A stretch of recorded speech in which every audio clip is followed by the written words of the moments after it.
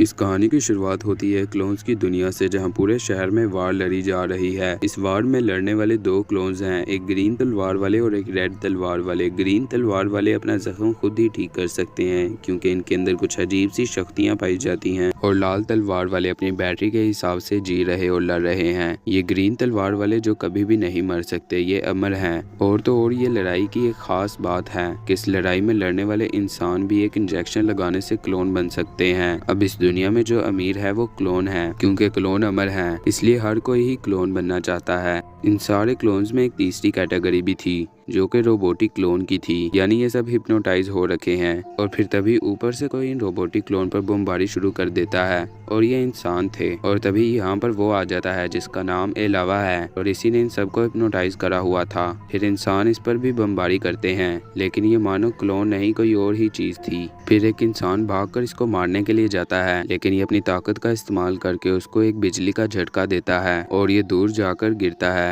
और तभी वहाँ पर एक नई शक्तियों वाला क्लोन आ जाता है। इस क्लोन की एक खास बात है, ये क्लोन के अंदर बहुत ज्यादा ताकत होती है, और ये इन सबको मारता हुआ जब एलावा को मारने के लिए जाता है तो एलावा इसको मारता है, और एलावा इस पर भारी पड़ रहा था। एलावा इसको मारने ही लगा था कि तभी एक आदमी आकर इसकी जान बचा लेता है, और एलावा इस पर भी भारी पड़ रहा था कि तभी ये आदमी अपना बॉम्ब डिफ्यूज कर देता है। इससे एलावा को तो कुछ नहीं होता, लेकिन वो आदमी मारा जाता है। और तभी ये लड़की दोबारा उठकर एलावा को एक झटका देती है, और एलावा जाकर दीवार में घुस जाता है। एलावा बाहर निकलता कि तभी ये लड़की एक और झटका दे देती है, जिससे एलावा के चीथड़े उड़ जाते हैं। खैर, इसके बाद हमें दुनिया को एक नज़र में दिखाया जाता है जो कि 2095 में बहुत ही ज्यादा प्यारी है। खैर, तभी बहुत से नए क्लोन जमीन पर इंसानों का सफाया करने के लिए भेजे जाते हैं, लेकिन यहाँ पर एक हंटर बहुत आराम से इन क्लोन को मार देता है। और फिर हमें पता चलता है कि ये हंटर एलावा का भाई है, लेकिन एलावा बुराई के लिए लड़ रहा है और ये हंटर अच्छाई के लिए लड़ रहा है। इस दुनिया में अब इंसान दूसरे प्लेनेट में बहुत आसानी से जा सकता था, और वहीं से ये लोग अपनी शक्तियां चुरा कर लाते थे, और बेचारे एलियंस अपने शक्तियों से हाथ धो बैठते थे। और बहुत से एलियन भी इस लड़ाई में शामिल थे। एलियन और इंसान मिलकर इस दुनिया से क्लोन को खत्म करना चाहते थे, ताकि दुनिया दोबारा से 2025 जैसी प्यारे और इंसानों की तरह हो जाए। लेकिन ये क्लोन इस दुनिया को बर्बाद करना चाहते थे, क्योंकि इनके आगे इंसानों की कोई भी अहमियत नहीं थी। इस दुनिया में भी कुछ ही लोग जिंदा बचे थे जो कि एक सेफ बंकर में लाइव कर रहे थे, और इससे इंसानियत की नस्ल दोबारा से शुरू करी जा सकती थी। इन क्लोन्स को एलावा ने हिप्नोटाइज कर रखा था, और वो अपनी हुकूमत इस दुनिया में पक्की करना चाहता था। लेकिन इसका भाई वैम्पायर हंटर, जो कि ऐसा बिल्कुल भी नहीं चाहता था, इसलिए वो स्पेस क्राफ्ट लेकर यहाँ से अकेला ही भाग जाता है, और एलावा को इनके बीच में छोड़ जाता है। एलावा को ये सब ही मारना चाहते थे, क्योंकि एलावा इस तबाही और बर्बादी का सबब था। लेकिन एलावा की सारी शक्तियां इसके दिमाग में हैं। वो सही वक्त पर अपना दिमाग इस्तेमाल करता है। लेकिन तभी एलावा देखता है कि अभी एक एलियन जिंदा है, और यही इन एलियंस का हुक्मरान था, और इसके पास एक रेड तलवार थी। एलावा इसके ऊपर भारी से भारी चीजें फेंकता है, लेकिन वो इसको टच भी नहीं होती, और ये हाथ से उसको दूर फेंक देता है। खैर, इसके बाद हमें हंटर को दिखाया जाता है, जिसके अंदर अपने भाई के लिए थोड़ी सी हमदर्दी पैदा होती है,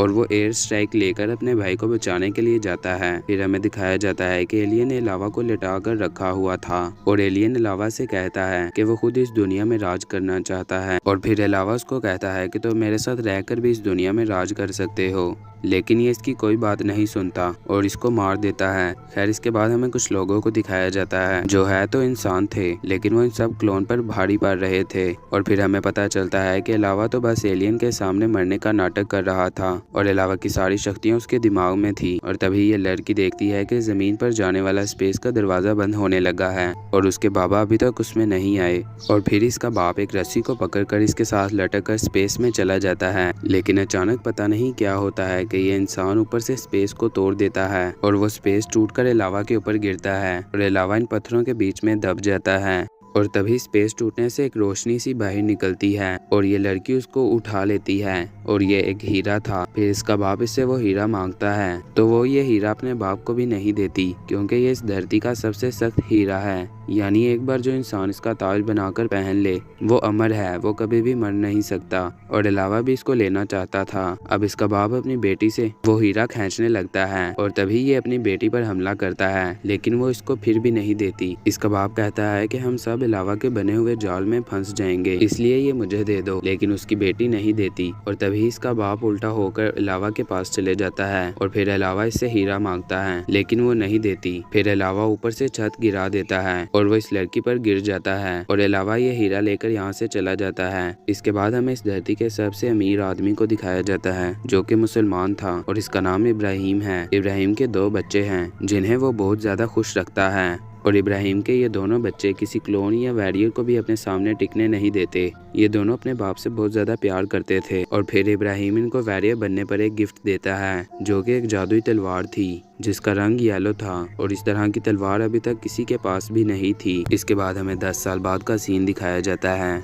जहाँ इन दोनों वैरियर के आगे पीछे कोई भी नहीं टिक सकता और दुश्मन इनको देखकर पहले ही हार मान लेता है और ये दोनों हर जंग साथ लड़ते हैं और फिर तभी इनका हेलीकॉप्टर आ जाता है और ये दोनों ही यहाँ से चले जाते हैं। ये दोनों ही इब्राहिम के लिए काम करते थे। ये दोनों अब इब्राहिम के लिए काम कर करके बहुत ज्यादा थक चुके थे और फिर इब्राहिम यहाँ से चला जाता है और तभी इनमें से एक उठकर इब्राहिम को मारने के लिए जाता है और ये इब्राहिम को मारने ही लगा था कि तभी इसका भाई इसको रोक लेता है और फिर ये दोनों लड़ने लगते हैं और इसका भाई इसको मार देता है। और फिर जब ये अपने बाप की तरफ देखता है तो इसका बाप इसके पास ही खड़ा था, यानी ये पहले से ही जानता था। अब इसका बेटा बहुत ही ज्यादा शर्मिंदा हो जाता है और फिर ये लोग जल्दी से इसको उठाकर हॉस्पिटल में लेकर जाते हैं और यहीं पर इस फिल्म का दी एंड हो जाता है।